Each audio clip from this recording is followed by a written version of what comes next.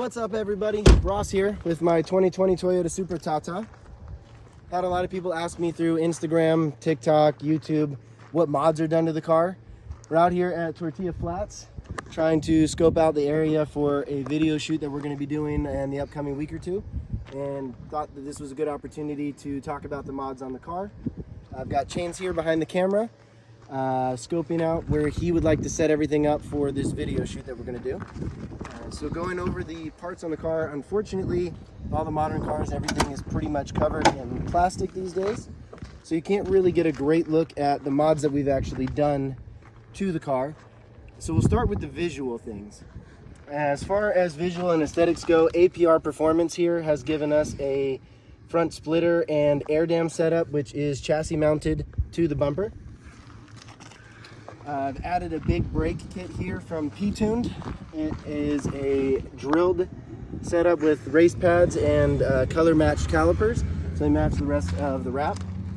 Mirror caps actually on this car come carbon fiber, so it's nicely rounded, wrapped into the carbon fiber I've added to the car with the splitter and the APR Performance spoiler.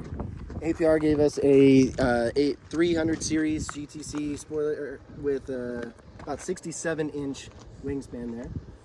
It is currently in its most aggressive race mode for downforce. Just try to get the most of that we possibly can.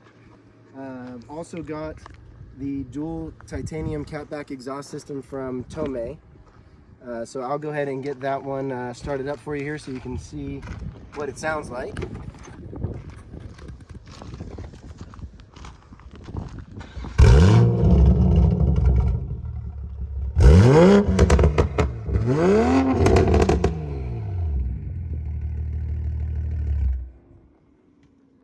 They are very aggressive out there on the streets when you turn on the normal BMW pops that we all have.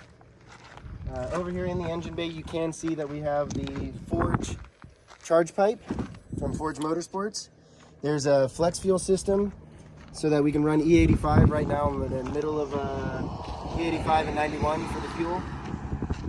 It also has the 1050cc injectors. Actually raises up this half of the engine bay here, so it kind of scrapes on the hood a little bit there.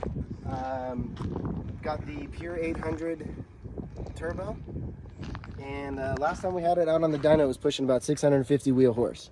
So we've also had to upgrade to a pure stage 1 transmission because the stock BMW transmission can't hold that much power. We added an auxiliary fuel pump so we can turn the power up whenever we want to if we're doing something like drag racing.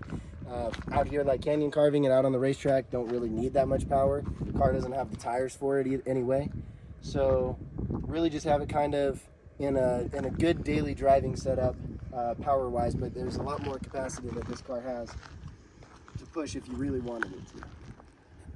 So that is my 2020 Toyota Supra Tata. Thanks for watching.